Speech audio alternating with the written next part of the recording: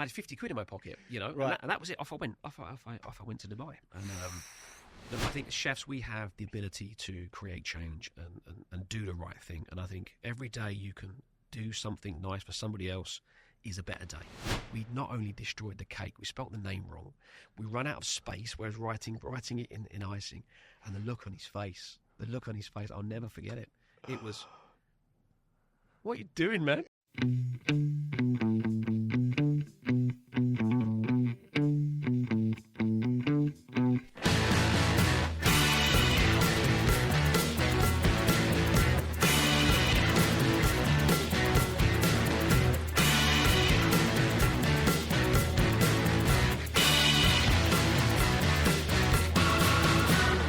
Welcome back to the Chef JKP Podcast. And on the show today, we have one of the most experienced and well-versed legendary executive chefs of the region, all the way from Sofitel Dubai, the Obelisk, the one and only Russell Impiazzi. Russell, welcome to the show. Well, thank you, Chef. What an amazing intro. Appreciate that. No worries. And thank you very much for coming. First things first, can you tell me your first or favourite ever childhood food memory? Oh, wow, there's a load. Look, I grew up with 5 brothers and sisters. We're a family of 7, and my mum was an amazing cook. So food was always a big thing. Dinner was always a big thing. My older brothers and sisters kind of flew the nest a bit earlier. So it was left with me and my brother and younger sister, and dinner times were always eventful because 3 different kids. Mum juggled it on her own. And lamb's hearts, kind of stick in the mind a little bit, right? It was, you come home from school. My mum's a wonderful cook. He's a wonderful cook. And it was stuffed lamb's hearts, and like, I'm not eating that. Not eating that. And it was then you start hitting the smell, and then it was served roast potatoes and vegetables and whatnot. And then I think my sister sat there for about 6 hours because she just refused to eat it. Oh, my God. But you just stuck in. It was delicious. So yeah, lamb's hearts with roast potatoes, gravy, absolutely delicious. I remember my sister sitting there in complete protest. I'm not eating that, and she had it for hours. But we all did that. There was another one. It was a minced beef dish my mum made. I remember sitting there as well. In the rule, you finish a plate, you leave the table, right? And I did the same thing many times where I just refused to eat it, and then it gets 9 o'clock and you're falling asleep at the table. It was that militant. Whoa. It was amazing, right? I love it. Yeah, but then you start eating, you think, that's actually really nice. Why didn't I do this 4 hours ago? And then it's the Sundays as well. It was always a big thing. Sunday roast was huge for us. The boys all played football and you come home covered in mud. And the first thing you walked into was this wonderful waft of a Sunday roast. And it was always a big thing. And my grandparents would come around, 5, 6 o'clock for tea and bring cakes and whatnot, and it was always a big thing. Sundays, it was a big foodie thing in our house, and it was always that family togetherness. Right. That as you get your family, you try to kind of replicate those things, right? Because you realise just what wonderful memories they were. So then, as you were sort of growing up, adolescence at a time, college, what were you still a foodie, or did you sort of go into different things? No. Listen, I've always wanted to be a chef since I was about 7 years old. It's the only thing I've ever wanted to do. I had this light bulb moment. I went to school, Whitebridge Juniors, and we made bread at school. And I remember coming home to my mum saying, "Look, that's it. I want to be a chef. Flour, water, this magical thing called yeast," and that was it. I said, "Mum, I want to be a chef." And from that day onwards, all I ever wanted, all I talked about, all I watched on TV was cooking. And it's to have that and look back and think, God, 40 years ago, that all I've ever wanted is to cook and be around food. It's been an awesome journey. So then, what sort of education path did you take in order to become a chef? So look, I knew that I wanted to start early, but I also realised I'm at school for all this time. I didn't need to do GCSEs. Really, the reality is that at that time in the late 80s, early 90s, you left school, you got a job straight away. And that was kind of ingrained in my head. That's what I wanted to do. So I did work experience at school when I was 14. My mum worked in a local hotel, the Woodford Moat House. Great place, loved it, had a great time there. So I did a 3-week work experience when you're at school. And they offered me a job, evenings and weekends, whatever I wanted to do to fit around school. So, how old are you? 14? 14. Okay. 14. So I did a Tuesday night, and I did Saturdays and Sundays, sometimes Fridays, every week without fail. I just loved it, So, I took my last GCSE on the Friday. I think it was history, and I started my apprenticeship on the Saturday. I took a pay cut as well. Okay. I took a pay cut to do my apprenticeship. I was only £2 an hour or something, and then to do my apprenticeship, that was because I'd already done 2 years. I was already quite advanced, but I knew my way around the kitchen. I knew the team. I was quite established part of the team, and yeah, I loved it. So then, talk to me about your apprenticeship. So you started at the age of 16. Yep. Did you go straight into culinary school? No, it was day release. Okay. It was day release, which I loved. Look, I couldn't wait to get out of school. I wanted to work. I wanted to be in the kitchen. I wanted to be around people. And I wanted to kind of follow that vision of what I wanted to do. So the day release thing really works for me. So for those people who don't know, what is day release? So day release, you're basically a full-time employee. You're doing an apprenticeship, and they pay for you to go to college 1 day a week to get your first part of your qualification, right? Which was a Sitting Guild 7061 at the time, and it was every Tuesday morning. I can't say I enjoyed it because you were working that night before, and it was in Walthamstow, East London, which was a bit of a trek to get to. But because I'd done 2 years, really, I kind of knew the basics, right? And it didn't sound boring. It was always nice to meet with other young chefs, and a couple of boys I went to school with as well also went down the culinary route. So we'd always meet up on a Tuesday and compare notes to where we were at, and then just in the afternoons, the classroom bit was like the nodding dog scenario, right? Right. It was you're tired, right? And it was always like 50 degrees in the classroom for some reason, and everyone was just around snoring. The poor lecturer, man. You just look around. Wake up, and it was So the total apprenticeship or the day release qualification, it was for 1 year or 2 years you did that? Well, you do your 7061 and the 7062, but they changed the 7062 to an NVQ. Right. So I did a year in the moat house, and I absolutely loved it. I always seemed to work with either the head chef or the sous chef. It really took me under their wing to really show me the right way to do the basics, which is so important to do. Learning the basics is a fundamental. But after about a year, I kind of wanted a little bit more, and I wanted to go to London. And my brothers were working in the Lowndes Hotel in Knightsbridge, lovely little boutique hotel.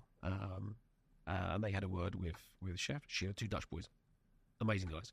I said, look, my brother's done his 7061. He wants to come to London. So I went up, did the interview. They offered me the job. Amazing. I was 17 at the time. And I just saw the immediate step up into where I was in a little country hotel, which was amazing.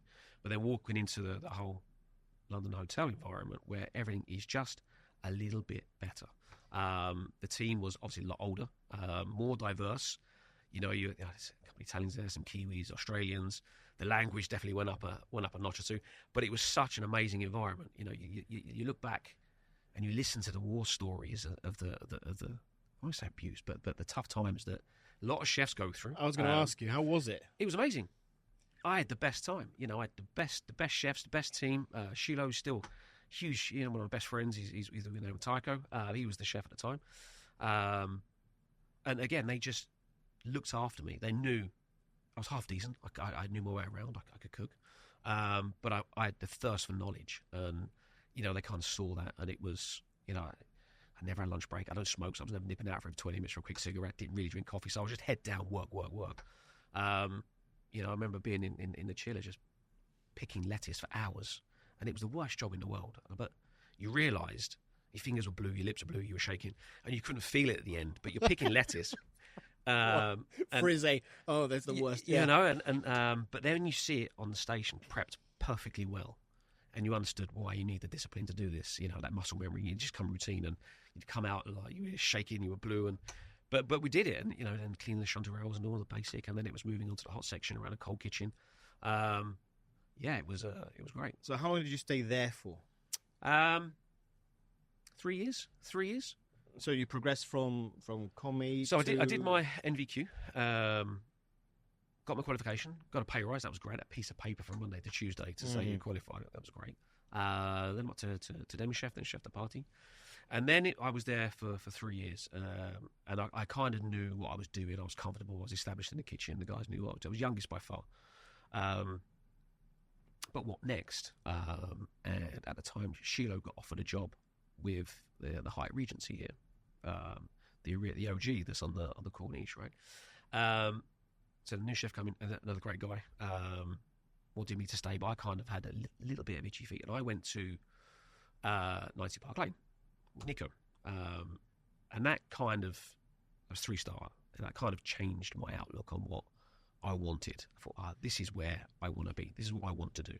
Okay, so tell me about that time with Nico, because that's quite pivotal. It was lunch. I went for lunch and did a week's wages on lunch, right? And it was this is what I want to do. This is game changing in terms of quality of the service, the ambience, the restaurant. It was magic. As you open the big book, and you spent 45 minutes just reading how the menu was formed, and the wine list was huge, and it was amazing. So this is where I want to be. So, and just the next day, it was the Evening Standard. Tuesday and Thursdays was job day, right? Flicking through the paper, and it was Commie wanted for 90 Park Lane. So I thought, I was there yesterday for lunch. This is fate. So I applied, and I got an interview, and with Nico himself. And how was that? It was amazing. We spent about an hour and a half just talking. It was huge moment. With him? Yeah. So I walked into the restaurant. He's a big green dining room, it was at the time, and he sat at the back in his chef jacket doing some paperwork. Turned up, suit and booted. I made an effort. And he just spoke about his career, his life, and we just connected really well. And it was pretty cool. And at the end of it, he said, "Look, I don't think you're ready for the 3-star environment yet. Why don't you go to my 1-star, simply Nico? Have a look, see what you think." So I did a day trial there. Amazing. Turned up in the kitchen, and the guys are already prepping. This is 7:30 in the morning, and I just got stuck in, and it was amazing. But considering back then that Nico Ladenis, God bless his soul. Total legend, absolutely. Yeah. Total legend. Yeah. But the reputation of the kitchens was quite fierce back then. And I'd never experienced that. Exactly. So it was your first Michelin sort of star experience. Yeah. How, and you were 19, 20 at the time? I was 18. 18, so super young. But with 4 years under my belt. Yeah, of course, right? of course. Was, but well experienced already in the kitchen. Yeah. But so then I knew when to shut up. Yeah. So when you walked into that kitchen, how was the attitude? I just saw focus. Okay. Really, there was nothing untoward there that I'd say, what, I didn't. This is going to be a challenge. It was just focus, head down, work. Right. And it was silent in the kitchen. It wasn't too crazy. People knew they experienced at 12 o'clock. We were ready for lunch, fully booked for lunch. And again, I just loved it. I thrived on it. I thought, this is amazing. Did lunch, loved it. Had a coffee with the chef at the end of the day. He said, "Look, we'll give you a shout tomorrow," and they did offer me the job. Amazing. And then about 3 hours later, I got a phone call from Sheila here, and he's like, "Russ, look, come to Dubai." I went, "Where?" He said, "Come to Dubai, have a look, see what." So I went the whole fact, explained what I've done the last couple of days. And he was like, "Look, you can always go back to that.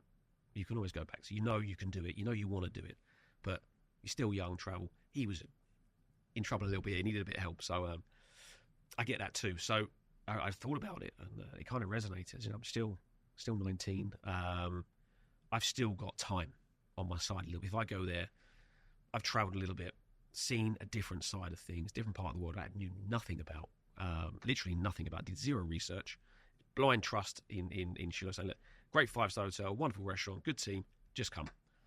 Fine.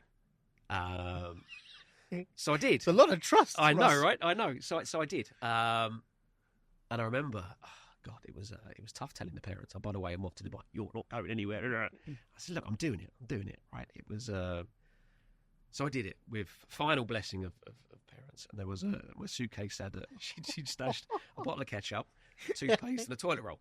And I had 50 quid in my pocket, Right. and that was it. Off I went to Dubai. And this was 1996, right? So very different time, very different. So how place. was the scene dining wise back then? Well, you had the Hyatt Regency. That was it, really.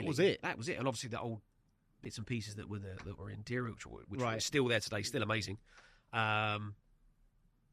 So I remember getting off the aeroplane, and obviously Dubai International Airport wasn't what it is today, right? It was a single-story building, and it was the 27th of May 1996 when I stepped off the aeroplane. Big gust of hot air. And I remember I splashed out on a brand new jumper. And my first thought was, well, that's a waste of money, isn't it? Honestly, it wasn't, what is this place? It was, I just wasted 120 quid on a jumper I'm never going to wear. And I thought, wow, this is different. This is different. So I come out of the airport. Sheila's waiting for me at the arrival hall. And happy. Yeah. And and we went to work from the airport to the kitchen. No way. What, straight away put you to work? Straight away. I said, well, I'm here to work, right? So I don't need a tour. I'm not here to be a tourist. Right. I'm here to learn, right? I'm here to learn. They didn't show you where you were going to stay? Nothing. We did that at the end of the day. Right, okay. Right? I wanted to see it, these big 5-star hotels that. And Ross, when you booked that ticket, I didn't ask. It was a single or a return? I don't even know that, to be honest. I didn't even care, to be honest. I just thought, I'm off on an adventure. I was ready for it, and we just arrived in this hotel, beautiful foyer. He went to the kitchen. I had breakfast first, but nasi goreng, I remember. Beautiful. I'd never had that before. And it was, okay, I like this. And then I went to work. We was in Focaccia at the time, which was the best restaurant. Well, it was the only restaurant in Dubai at the time, but it was busy. It was busy. And look, I was 19, but looked about 12. It was... and you've got in an environment where there was a couple of great Moroccan boys, a couple of Sri Lankans, a couple of Indian chaps, a Scottish guy. Sheila was there, and they were there. They're looking at me. Who was this kid? Shouldn't he be at school? And it was. But I came in as chef de partie, right? So you got a point to prove, right? And it was, okay, show me. And the first lunch, I think it was 120 covers, and I just kind of did what I could, right? Worked through the split shift, did a service. Finally went to the accommodation, Al Riga Road, love Al Riga Road, and then. Did it all again the next day, but then you kind of understood what real food and authenticity was, because at the backside of where Focaccia was, we had the Indian banquet kitchen, and the smells that came out of there, and they gave me a hard time. They really did. That was fun. There was always banter, and then we had the Iranian kitchen, and then we had the Japanese, and it was just delicious. To try it real, coming from a little country hotel into London. Homework. You didn't really do much tasting. Right, you knew what you knew, right? But you never really experienced those diverse range of flavours. And I was hooked. And I thought, this is going to be good. Because you learn every day you saw something new. The big banquets, the big events, the cold kitchen was going on. So it was something you'd never experienced before, No, right? it was all new. And it was work. We grafted. It was proper chefing. It was in the morning. Right.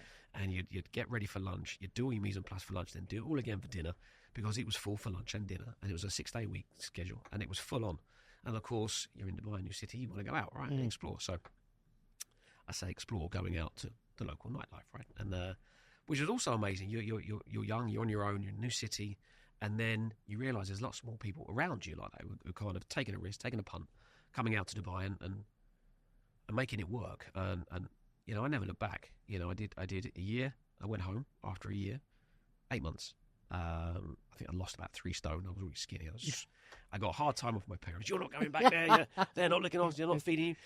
But I went back, and then it was about a year, about 18 months we did there. It was full on. And then the pyramids came knocking at Wafi. So Sheila said, look, we need to have a catch up after work. So I went to his apartment. And he's got plans everywhere. I said, this is this. I said, what is it? He said, this is where we're going next. I said, we? He went, yeah. Yeah, we're going. You're already in. You're signed. Yeah, you're done, mate. We're going. Yeah. So then the pyramids was a massive part of the next journey. And when was that built and this completed? Was 98. This was 98. Okay. So the first time I saw the pyramids at Wafi, it was like a 500-foot crater in the earth. But what it became for me was, if I look back at it, it really was the starting point of what real homegrown restaurants were, because there was nobody else. It was the first independently run, managed, licensed restaurants that weren't attached to a hotel. And it was game-changing. It was really game-changing. If I look back at it over the last 20-odd years of the Dubai food scene, what the Pyramids achieved, the number of restaurants and the success we had, like immediate success, and the accolades and the team that went through that, it was huge. You know, I think it was Sam Wood actually said, look, it was the DIFC of its time, and it really was. You know, it was unique, and it was a special place, and it still is. You know, I've got a big affinity with Wafi, obviously, and I look back at that. You know, what we achieved in such a short space of time, and the success we had, and what I personally achieved during my time there was huge. So tell me a little bit more about that, Russell. What types of restaurants were you involved in back then? So I took over Carter's, which was this gastro bar, a sous chef, and that was my little baby, my little corner of the world, and it was just booming from day one. Doing an opening of that scale, there was obviously a bit of pressure to make it work, and then we had Sphinx upstairs, which Sheila was looking after. We had Tour de France next door, which is obviously French.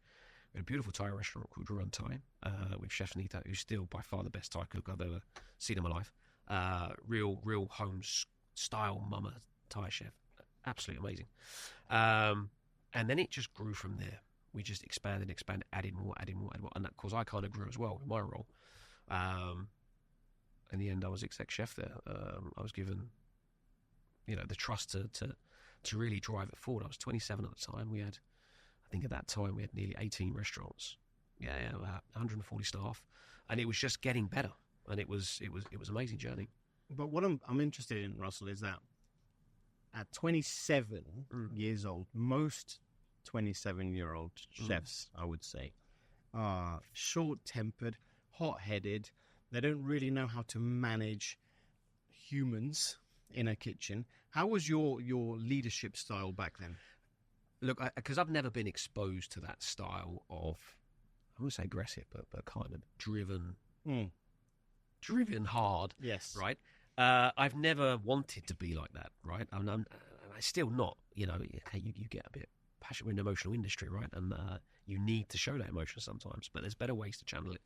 So I've always had that kind of nurturing style where everyone's voice matters. Everyone has an opinion. I don't really care what your skill set is, what your background is. If you've got a big heart and you want to be here and you want to contribute, then you're good enough. You're good enough for me, and then the rest we can teach and develop. And it's having that mindset really for the last 20 years hasn't changed. That we're a collaboration. You can't do it on your own, right? Anyone who thinks they can will fail. And I certainly didn't want that to happen. But we're dealing with guys from all over the world, from various backgrounds, various levels of education, but they all loved food. That is good enough for me. I don't care where you're from, what you've achieved. If you want to be here, you want to learn, you want to grow, you want to develop, then you're in. You're in. I've always been lucky to have incredible teams from wherever I've worked, and it's always been that same mindset that we're in this together. I will show you, I will guide you in the right direction, but really, get it over the line. Get it over the line, because ultimately you're going to be sat in my chair one day, and what are the decisions you're going to make, and how you're going to achieve things, and how you're going to achieve your own success. And that's kind of how I work today still. It hasn't changed. So yeah, it's important to give the ownership back to the team and make them feel valued and really respected in what they do on a day-to-day basis. Various levels of skill, of course. But if you've got the right mindset, the heart and the attitude, then brilliant. And who showed you at 27, 28?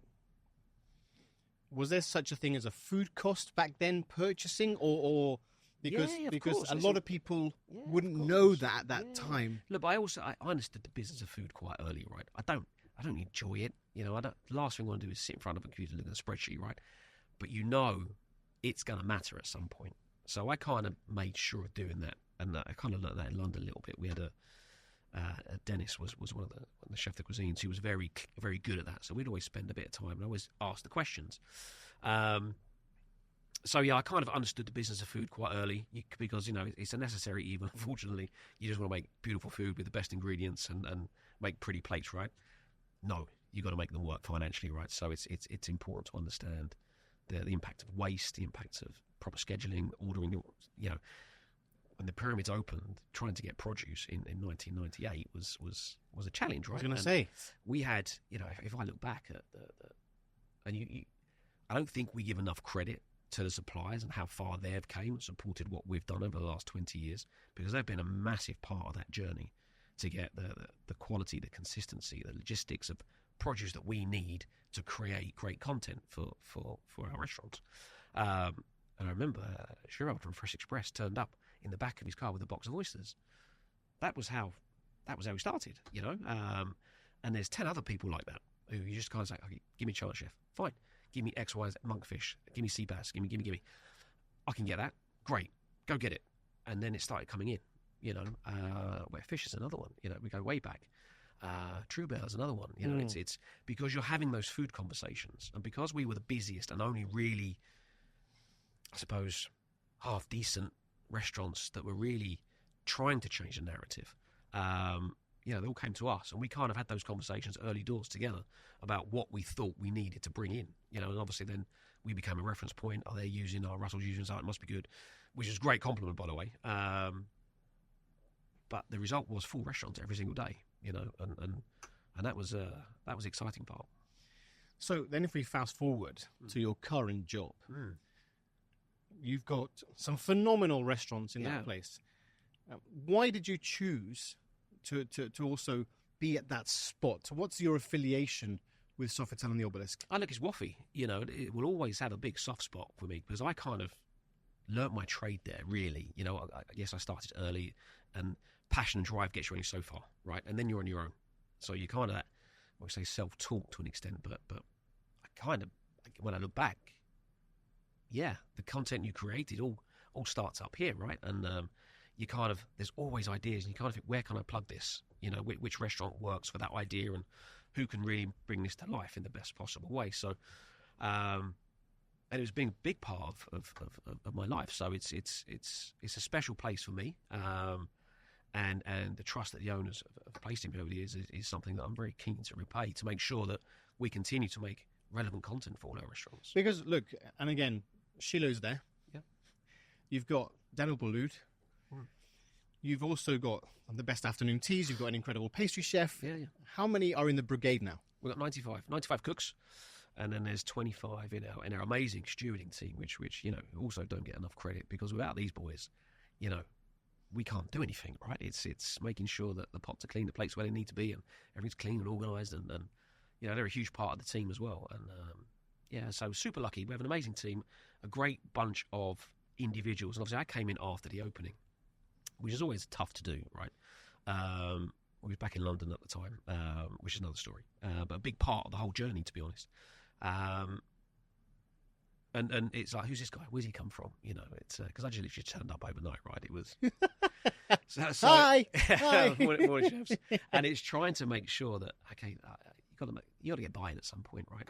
And obviously, there's areas you can improve. You go in, it's not rocket science, and it's just slowly show and tell, and working together again as a team, collaboratively, to make sure it's not chef said this, because I will never be that. You know, it's why don't we try this? This is what I'm thinking. What do you think? Show me how you see that idea, and then get them working together to bring it to life, because I think you get better ownership that way. And then you get the loyalty, and then the team stays together. We've been super lucky over the last 3 years. The team, by and large, has kept together. They see what we're trying to creating that culture of togetherness, of teamwork, of supporting each other, and making sure that everyone's okay. You know, you check in often with your team, because obviously you get caught up in the whirlwind of day-to-day and what you're doing, but you don't really know what's going on in their day-to-day lives, right? So we always make sure that we have an eye out. If you see someone who's perhaps dropping shoulders down a little bit, how you doing? You know, and having those check-ins are massively important for me. So the other thing, Russell, is that not everybody teaches you necessarily how to become an executive chef. No. And you are surrounded by a lot of young chefs, young professionals, so on and so forth. But a lot of people want to be jumping positions nowadays. Yeah. Very, very quickly. Yeah. But for those who don't really understand, particularly sort of hotel operations along with standalone, what is your actual job as an exec chef? Look, I've been doing it for a long time now within standalones, with independents and hotels, and it hasn't changed. The mindset doesn't change. The ethos doesn't change. It's you are where you need to be when you need to be there. You're creating content all the time. all the time. It's an idea that's floating around your head that you think can work. The minute you stop creating, when you stop thinking, you're kind of on a downward spiral. So probably even more so in the last couple of years, I love my job more than ever because there's so much content that's sat there that you want to get out and find a place to put it.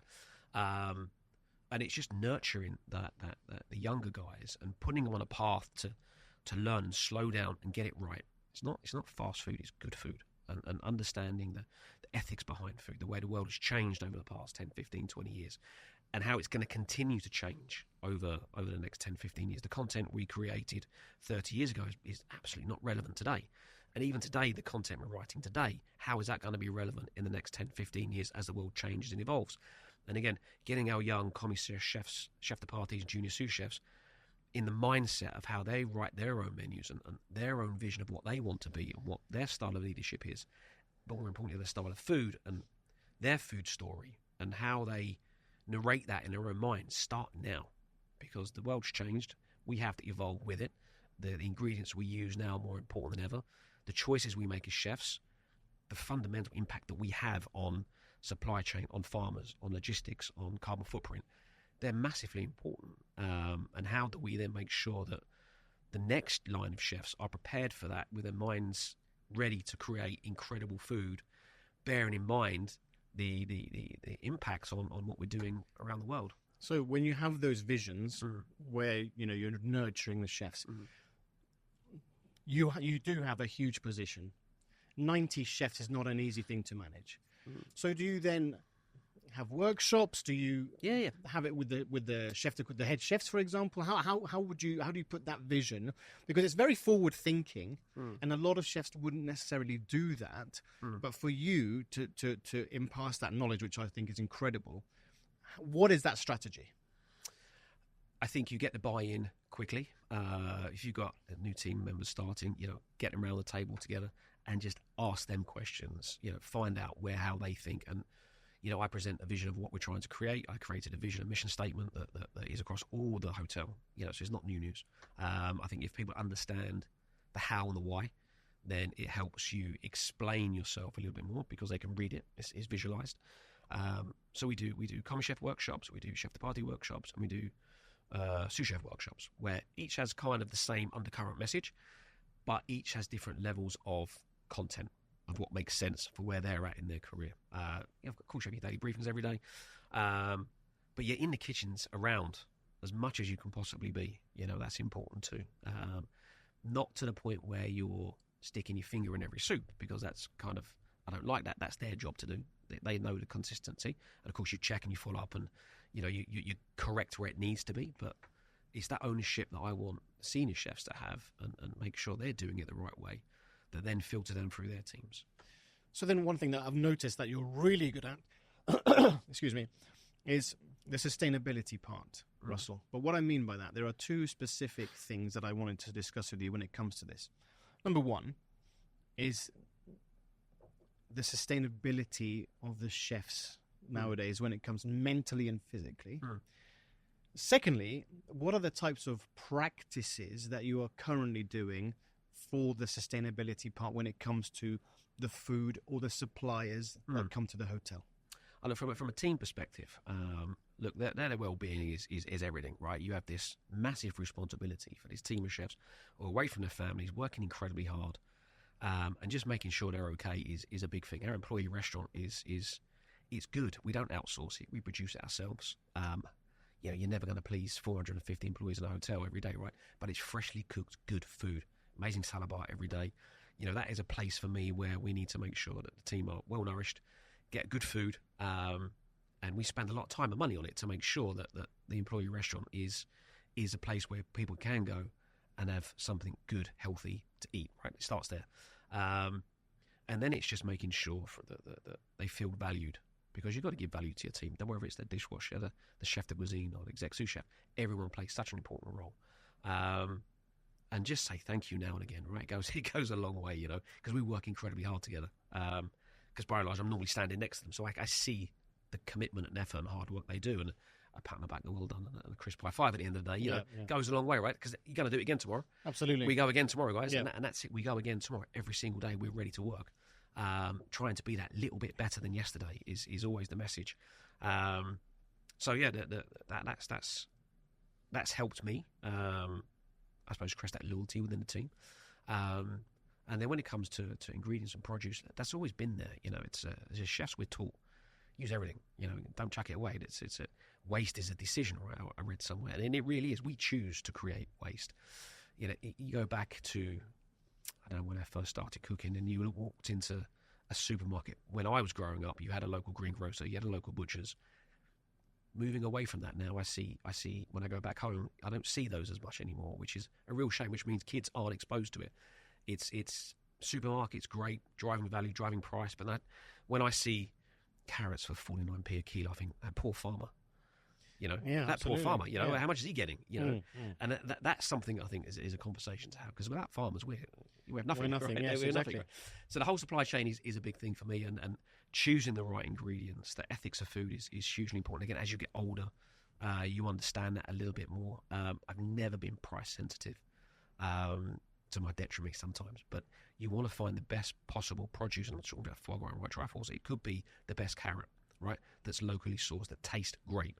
Doesn't matter what food story you tell or how wonderful the farmer is or the ethics behind it and the carbon. If it doesn't taste very good, you're on the wrong track. What's the point? What's the point? Yeah. Flavor rules always, as we say, right? And it's sifting through the piles of rubbish that and having those conversations with suppliers that I'm not interested in something that costs 25 dirham a kilo. I'm not interested in it because your margin on it. Who's growing this?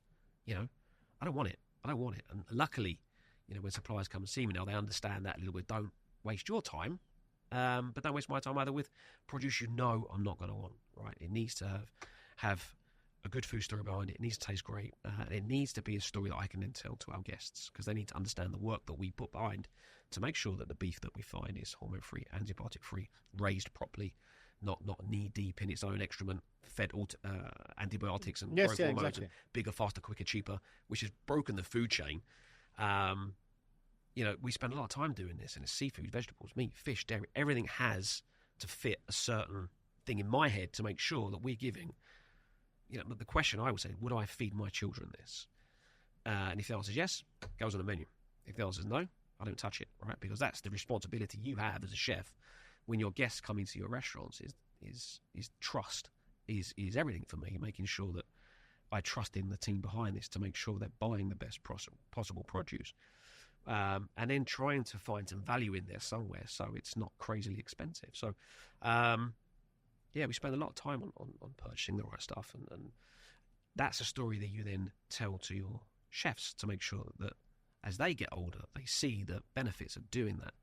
You go back 10, 15 years ago in Dubai, the whole local produce story, when was it Galleries Lafayette? We kind of started digging into this a lot deeper. And you saw the quality coming out. The volumes weren't there, and perhaps still not there, but the quality was there, and the will's there. The growers were there. I had the first box of Dibba Bay oysters ever.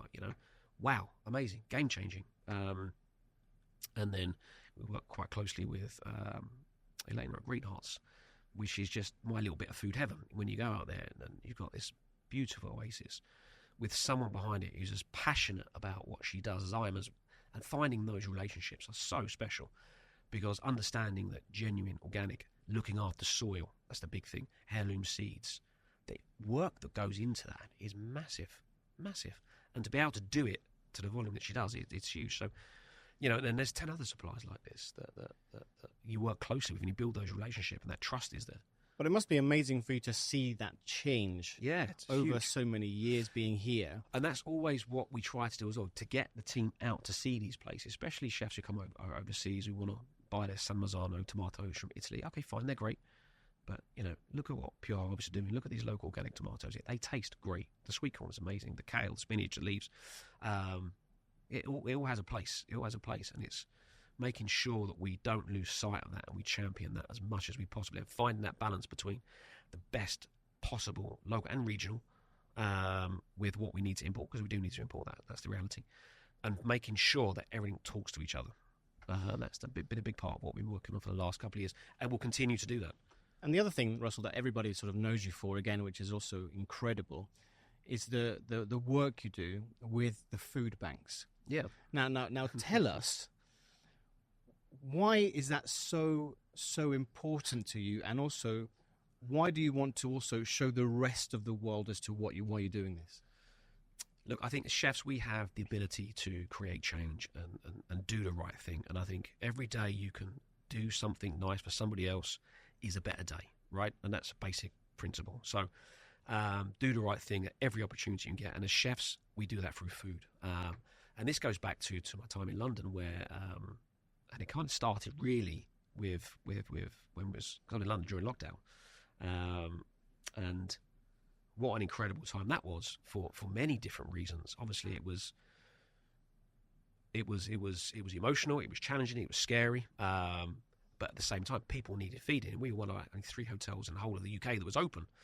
You know, all my mates were on furlough. The weather was beautiful. Showing me their tans, and I was working. You know, we were open. And it was a scary time in itself, where understanding how can we get the team in and work in the most safest, responsible way possible. And because we had 500 people displaced, and we had St Mary's Hospital next to us, so we had all the key workers with us, which was another journey to see the emotional roller coaster these guys are on every day. And all we could do was feed them in the best possible way. But we couldn't have a restaurant, we couldn't have a bar. It all needed to be boxed, all socially distant. And we kind of made the rules up as we went on. There was no blueprint for this, and it was making it up as we were going along. And then, of course, the whole supply chain is shut down. So trying to get food you couldn't. How did you get food? Well, getting people out of bed was one of the things. And once they realised we had consistent volume, there were a couple of partners that we worked with who really helped and really said, you know, okay, we need to help here, because we had displaced people wanting to get home, and we had 500 Kuwaitis who wanted a very specific style of food. And obviously, coming from Asia, I kind of knew a little bit. But we had some of the ladies cooking with us in the employee restaurant kitchen, because it was big. So one was over there, was cooking rice, kabsa, and all these kind of bits and pieces. Amazing. But they would go out and buy the rice as well, because they wanted a specific rice. And you're cooking with these Kuwaiti housewives. And it was, what a lesson, you know. But it was 500 breakfast, lunch and dinner. Wow. Yeah, and it was just to try to get the produce was a battle in itself.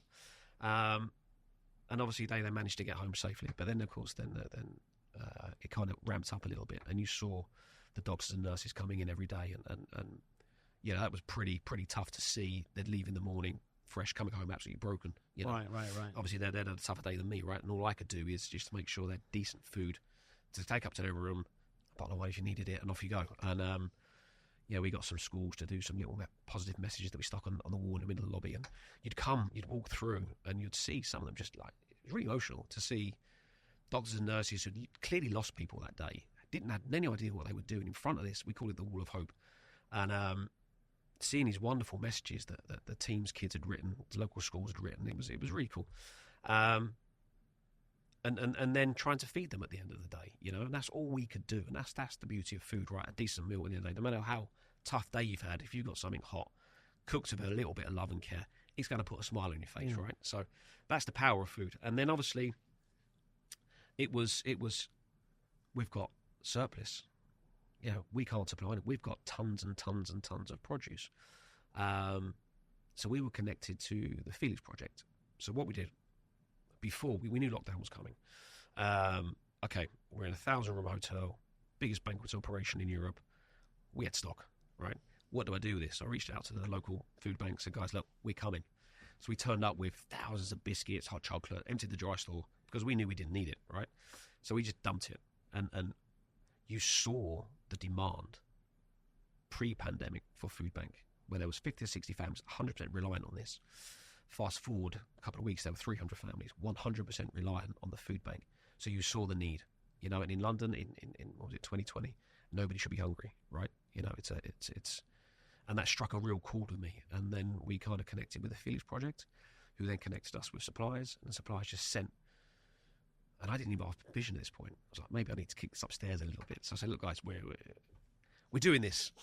Are you okay with it? Yeah, go for it. And it was kind of getting the team back off furlough, because you're mindful of that as well. You know, we had, again, another 100 chefs at home, you know, on their own, not really engaging, not really talking. So it was rotating the staff through. So look, we're doing the project. So it was yes, we're doing the right thing in terms of making sure it wasn't going in the bin, but it was also making sure the team were all right. Especially making sure they're engaged. And having that check-in, once, twice a week where we were doing the food bank. And then we said yes to a couple of suppliers. I think it was Reach Foods were amazing, actually. And Breaks were a huge support. If anyone's seen a ton of produce arrive, right, in our loading bay, and our loading bay couldn't take a ton of produce. It was literally from Monday to Tuesday, there was a ton. And I remember standing there for like 15 seconds, and it was random ingredients. So I called the chefs down, all socially distant. So we spent about 45 minutes just walking around these massive crates of food, and I said, right, let's start creating some content here, and how can we do this?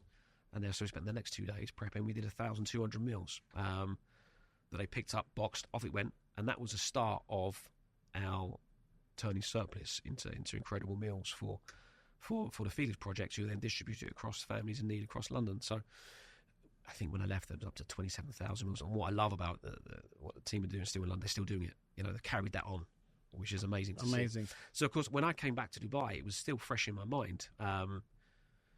And obviously, Chef Russell's back in town, and the schmooze trips. You go to the suppliers, you look at the warehouses. And I went to one of the big players who just moved into a new site. Amazing. And a massive... It's a warehouse. It was like half a warehouse.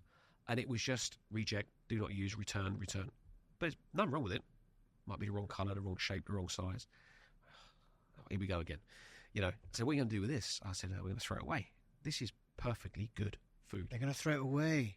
And they pay. No. They pay. And I actually couldn't. I said, listen, you're not doing that. Send it to me. So I spoke to the guy. I said, look, this is what we did a little bit in London. It was pretty successful. I said, but I've seen an opportunity here that I can't let this go. I can't let them do this. So luckily they send it to me, and now people send me stuff every month to turn that potential waste into great food, and we do it every month. I think we've done 17,500 meals today, and we'll continue to do it. It's because it's simply the right thing to do, because you can do it. There's nothing stopping you from doing it. Nothing. It's the will to create positive change, and we have that.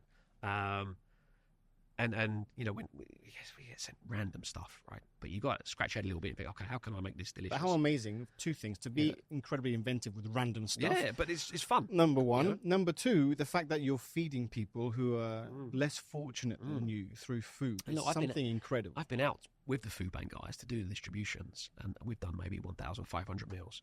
We'd have done 20,000 meals, and still people will be coming. So why throw it in the bin? It doesn't make sense in my head. So look, send it to us. Fair play to suppliers. They never say no.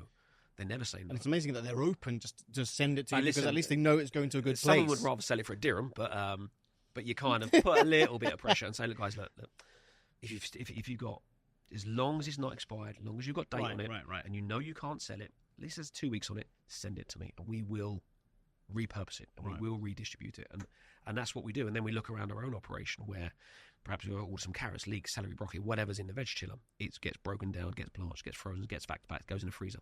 And then when it's the time to do a food bank every month, it's what have we got? And okay, we'll do a pasta dish, or we'll do a biryani, or we'll do whatever it needs to be. But whatever we have is turning that surplus potential waste into really good food. And it's an easy thing to do, and the food bank are an amazing partner to work with. And the team naturally do it now. It's not like before, as our chef, when can I do it? I said, you do it whenever you want to. You don't need me to tell you. If you know you've got product, we'll do it. And it's always minimum 500 meals. Amazing. So yeah, we're next week. So I was at Gulf Food last week, and obviously the first thing I just see is, what are you going to do all this? Right. We're going to do all this. And on day 5, it's just a free-for-all. Right? I said, don't do that. Don't do that. Send it to me. So luckily the British Embassy guys were amazing, and they consolidated everything. They sent it to me yesterday. So we'll do another food bank run next week with what they've got plus what I've got. And, it's obviously coming to the holy month of Ramadan. So it's the month of giving. So we'll just kind of amplify that message a bit more, that just get involved. The other one, which also has touched a lot of lives, Russell, that you are involved with, is also the Pink Caravan. Oh, the Pink Brigade. Yeah. So the Pink Brigade. So tell us how you got involved, because also especially within the chefs community, everybody knows about it, but I think we need to discuss it a little bit more as to how you were involved. So, listen, good friend of mine, Chef Robbie Stokey's wonderful Claire, wife Claire. She lived with stage 4 breast cancer for a number of years, so changed her whole life around to really dig in and battle it. And I didn't know Robbie that well. My wife was friends with Claire, and the kids played together. And then obviously Elaine told me about what was going on. So I met Robbie. We had a coffee. I said, look, how can we help? What can we do? So Robbie started doing chef jackets the year before. I said, okay, let's amplify. Let's do something together. So we did it. We hosted a dinner, which was amazing. I think I called in 25 years of favours for that event. So and it was when the community comes together, man, it's just magic. Yeah, it's just nobody says no. You know, they understand the how and the why and the reason behind it, and everyone just got on board, and we had this big event, and it was amazing. But Claire was an absolute inspiration behind it, and she's still very much so. And this is going back 10 years now. So we do it every year. The amount of people have been touched by cancer in one way, shape, or form. You know someone. Everyone knows someone, and it's very personal. And then when you see somebody going through that with such fierce bravery, to this day, it's still quite emotional thinking about it. And as long as people are interested, I'll continue to do it. With Robbie's blessing, he's back in the UK now. His kids are doing amazingly well. He's doing amazingly well, which is great to see. But we'll keep doing it. We'll keep telling a great story. It's about supporting. It's about saying, do you know what? If you want to talk about it, let's have a conversation. If you don't, that's absolutely fine as well. And then obviously we managed to put a few pennies towards the Pink Caravan, who go around the city screening for people who perhaps don't have access to those screenings that they perhaps need to have. And the message is early detection really does save lives. And that's the message that we kind of amplify every year in October. It is a 12-month-a-year problem, that's the reality. But obviously October we try to amplify as much as we can. And to say, look, if anyone wants to support, wear your apron and off you go and take a picture, share the message. It's not so difficult to do. I think it's one of the most amazing things that we do here, especially that you're involved in. And I know that the hospitality industry, you get right behind it. Yeah, it's great to see. And I truly appreciate the support, because you never quite know. And obviously we've been super lucky with Gavin at Renai, who's always supported, and the boys at Bregar have always been amazing. They never say no, because they understand why we're doing it. This is not a commercial thing. This is a chefs-driven community support thing that's amplifying a strong message of togetherness, hope, and support in it. And there's three strong words. So it's we'll do it again this year. And look, Russell, the thing I want to ask you is, from your perspective, obviously nowadays, social media, computers, AI, so on and so forth, it's everywhere, and there's no way that you can ignore it, and more things will happen to disconnect us in that respect. But from a human and food connection perspective, why is that so important to you? Look, food will always connect people, right? Regardless of whatever's online, it's sitting down, having a cup of coffee and a biscuit, and a conversation. For me, it's just as important as going out for dinner and a 2-star, 3-star. It doesn't matter. You're having a conversation. You're talking to people, and that is something we forget sometimes, And I'm guilty of it as well. It's when you come home, you haven't seen your wife and kids all day, and you still got your phone in your hand, and you check yourself. What am I doing?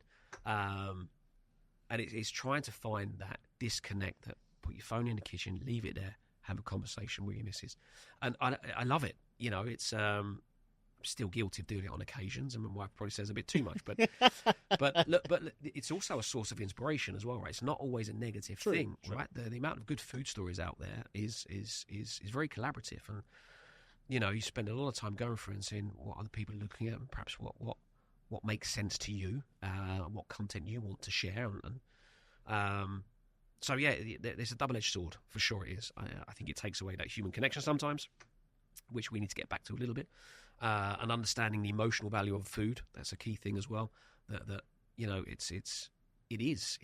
whatever you do, it will touch a sense, whether it's sight, smell, touch, aroma, and then that physical emotion of happiness and joy.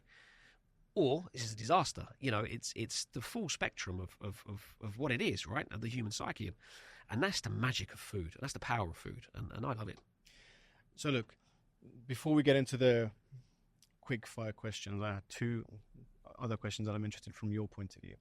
Now, I'm a huge fan of the day release scheme that was back in the UK, that you spend 1 day in the college, as I did, and in 4 days, hands-on experience, which I think is invaluable, and I think it's the quickest way to get, or the best way to get the qualification. Yes, I did. Now, when it comes to the educational system and here, when it comes to culinary, what more would you like to see in order for younger students to not necessarily have 3 months, 6 months diploma? What would you like to see more of for schools to really understand the trade better and to better equip those new chefs coming up? I think slow it down a bit. I think it's too quick, and I'd love to see industry supporting it a little bit more. I think what the ICCA do and the other colleges around town that do it is a rush scenario. And what they do is amazing, and it's absolutely needed. You're finding that people are making Dubai their long-term homes. And for me, hospitality is an incredible career to get into. But it's very difficult to do that without a right piece of paper. How can we then support that program from a hotel industry perspective? Say, look, let's do it. Let's slow it down. Let's take a year and a half. Be in the kitchen. Be around real food, real services, incredible people who will teach you and will show you the right way. And take maybe longer to get that piece of paper that says, I'm on the journey, because I think sometimes you look and you're interviewing a chef de partie. He's got 3 years experience, and the first thing is, okay, can you make me a loaf of bread? I've never done that, chef. So, well, learn, do that, then come back and see me, right? And it's these basics that I think we're missing. They might make it once or twice, but they're not learning the art. They're not learning the craft, and that's where I think we get a bit ahead of ourselves sometimes. So just slow down. Take the time to learn, because if you're good enough, you will make money eventually. But learn. And that's in any job. I think you look at society now and how convenience has changed. Yes. My goodness, yes, and I say to my kids, look, slow down, learn. And they're amazing, my children. They work so hard. Because I couldn't, the way they study, the way their commitment to what they want to learn, it's inspiring for me to see that, because I couldn't do it. I certainly couldn't do it. So I know you can. If you have the will to learn, take your time. You will get the right qualification, and you will find the right kitchen to work in. I did a careers day a couple of years ago, and there was a young chef who really wanted to be a chef. So we had some advice. I said, come see me in 2 years' time.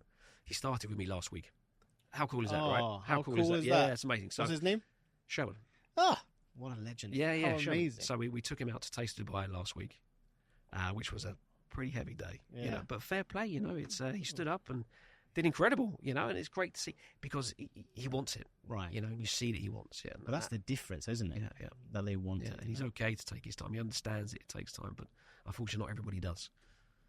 And so then, how do you see the future of F&B in this region? Because you've been in it for some time, you've seen the changes, you've seen the ups and downs, but now, what is the future of F&B?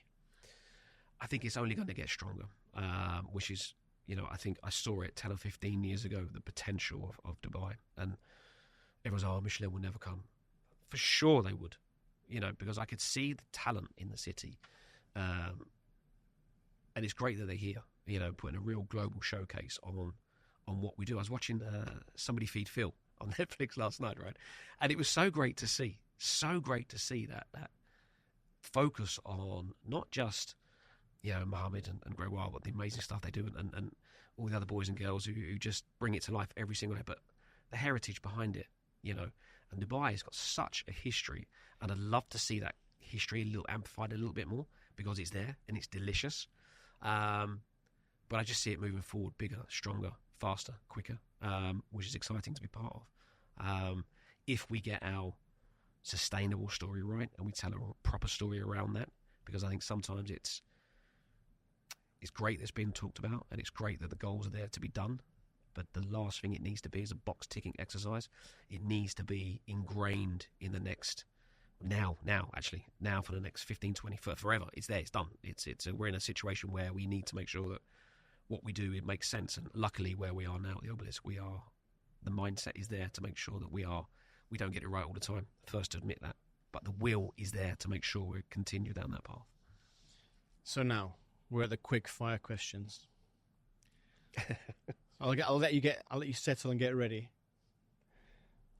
So, well, first things first. Are you sweet or salty? I'm a bit of both. So yeah, it's there's no real preference there. Sunday roast or freshly baked bread? Oh, Sunday roast. We had a great one on Sunday.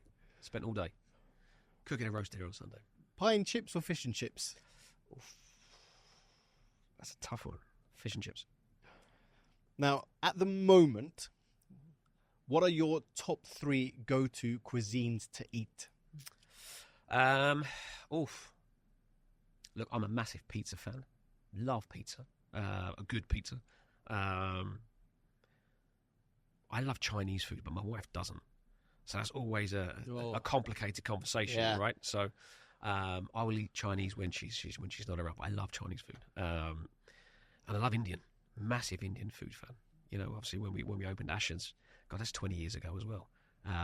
We had Chef Salim, what a legend, complete mentalist. You know, but my God, what a spice king! What he could do with flavour and spice, it was you can't teach that. Right, exactly. You can't teach that, and what he did was phenomenal. And we always had such a great relationship.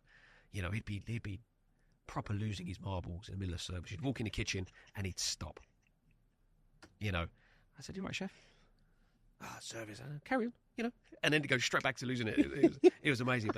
But what for me, what Asher did was game changing in terms of beautiful Indian food. Is still one of my favourites. Amazing. Mm-hmm. Who would you say are your top 3 culinary heroes? Oh, that's a tough one, right? If I go back to when I first said that light bulb moment for me at 7 years old, I want to be a chef. It was Delia Smith. It was Delia Smith. She was the one on TV. She made it look so easily.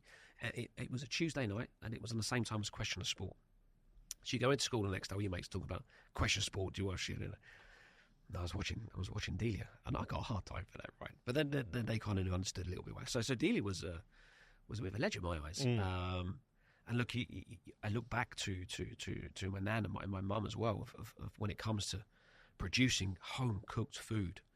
You know, and the love of home-cooked food and cooking for a family and the joy that brings still resonates with me today. I look at what Sheila and Dennis did for me in London. They were amazing of how they put me on the right path and made sure that I was learning the right way. You know, again, taking your time and they really took me under their wing and really showed me what good looked like, and that is a big lesson that I've learned, to understand what does good look like and what does it taste like. So yeah, it's not the big mega icons that you would think. It's people that have been personal to me in my journey over the past, God, it's 30 plus years now, you know, and it's flown. Yeah, you know, it's flown, but I love it. So then, Russell, talking about journeys, throughout your time in kitchens, restaurants, what would you say has been your funniest ever kind of kitchen incident or restaurant incident that you've either been involved in or that you've seen? One that springs to mind. We had when I was in London in the lounge, we had Zafferano had just opened with Giorgio Locatelli. Stunning, beautiful restaurant, really good. I think he just got his first star, and he was often in the kitchen, like just to let off steam. I say often, once a week for a quick coffee, and he'd be gone. The whirlwind, right? And then one day, on one evening service, he came in with this big cake. And he said, my chefs, they can't write in a cake. I don't know how to do it. I said, can you do it? So I was with Sheila at the time. And we're the worst pastry chefs ever, right? Disaster.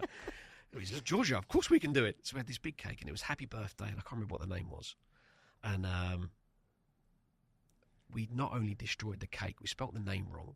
We ran out of space, whereas writing it in icing, and the look on his face, I'll never forget it. It was, what are you doing, man? We never saw him again after that. But yeah, we didn't just mess it up. Like we couldn't have got it more wrong. We ran out of space. The Happy Birthday was really big, and then we think, we're going to run out of space here. And then we spelt the name wrong, and it just got smaller and smaller and smaller. And just the look of like shock on his face. Oh my He picked God. the cake up and he left. And we're like, yeah, oops. Oh my God. Oops. Yeah. So, that's kind of one of them where we didn't get it quite right. But we tried. You know, Yeah, you know. We tried. And failed miserably. But there you go. Wow. So, Giorgio, if you're listening, Sorry, it's mate. okay, mate. It's all right. Things happen. Now, what advice would you give to 16-year-old Russell Impiazzi? Oof. Go to bed earlier. A few less late nights. Because, look, you burn the candle at both ends, right? You do that. Of course. And that's the fun of it, I guess. That's the fun of it. But it would be, Russell, go to bed. Go to bed. Would be a little bit earlier. But I look back over the past 30 years and the decisions I've made. Some may be right, some may be wrong. But I look back at where I am and where I was and where I am now and kind of where I want to be. It's I wouldn't change anything. It's been an amazing journey for the last 30 years from when I first walked into that kitchen at 14 years old, going into London for the first time, meeting Chef Nico was a profound effect. That day I'll never forget. Spending that time knowing that I was good enough and I could have gone that way, but I didn't. I travelled, fell in love with Dubai and what the opportunities given to us. I'm incredibly lucky to still be here. And to be part of the food scene for the past 25 years in Dubai has just been what a journey to see it and where it's going to has been huge and a huge privilege to be part of. And I'll never take it for granted, that's for sure. I met my wife here, my kids were born here. Dubai is very much home, and it has been for a number of years, and long may it continue. The final question is, what advice would you give to any up-and-coming young chefs who really want to knuckle down and be part of this amazing industry? Want to do it is where I would start. And look, forget the fluff you see on YouTube and Instagram. It's hard work, right? But it's incredibly rewarding. Get your head down, love what you do. And that's in any job. It doesn't matter because you don't get to come back and do this again, right? You got one shot at this. Love what you do. Immerse yourself in it. Learn your trade. Taste everything. Because ultimately, the more you educate your palate early, you understand where your style of food will go eventually. Look around the world, what's happening, how it's going to shape your food future and your career, and get involved in those conversations now of shaping content that you want to cook and what you think people want to eat in the next 5-10 years, or even now. But love what you do is the best place to start. Now, Russell, if somebody wanted to reach out, get a hold of you, what are the best channels to do that? Well, pick up the phone, sometimes. Look, WhatsApp is I don't know about you, but I'm on like 50 million WhatsApps, right? And blink and you miss it. And like you scroll back for 20 minutes, you might see the message that was directed to you. So I'm a big fan of pick up the phone and call me. Come and see me at the Obelisk. I'm always around in one of the restaurants. And if you haven't been yet, come and see us. I think we tell a good food story. The food is pretty good. We have a great team. Obviously, then you've got your social media bits and pieces. That's out there that we do our best to keep up to date with. The reels. How do people find the time to do a reel? My goodness. I did one, right? It took me an hour and a half. And I was losing. I said, where's the time for this? Yeah. Where's the time You for have this? to schedule it. My Not goodness. easy, It's not easy at all. So photo, send, done. Yeah. That's where I live, right? Yeah. Or a quick video. But no, best place, come and see us at the Obelisk. We tell a good food story there. And I'll put all of the socials and everything in the show notes for people to There do. you go. So, Russell, I want to just have a quick recap about what we discussed because it's been absolutely incredible. So, from your childhood memories, which I love, especially the hearts, I think it's amazing, Lamb's hearts, to being at the age of 7 and having that aha moment of wanting to become a chef. And thank you, Delia, for being such an incredible inspiration for everybody. Of course, then, working, being in London, immersing yourself, having that time with Nico, which is incredible. Then having the massive trust in someone to take you all the way from the UK to Dubai in 1996, which is like, wow, But then, of course, you've seen the incredible changes. One of the youngest ever recorded exec chefs here, 27 years old, is really young to lead 18 different restaurants. I think that's amazing. It's fun. At the same time, helping people continuously, the Obelisk, then in London through the lockdown, and coming back to do the food banks again, I think is just incredible. The sustainability part is massive from a human perspective, also from the suppliers, the whole food chain. The human connection part is massive, the future of dining in the region. So from all of us here at the Chef JKP Podcast, Russell, we just want to say thank you very much for making an incredible difference to the food scene, not just in Dubai, but within the region. Because it's people like you who really have put us on the map. So really a massive thank you. And all we want to say is we look forward to what you're going to be doing next. Well, there's more to come, that's for sure. There's more to come. The clock keeps ticking in the mind, so it's we keep moving forward. Thank you so much. Listen, thank you so much for having me. It's been fun.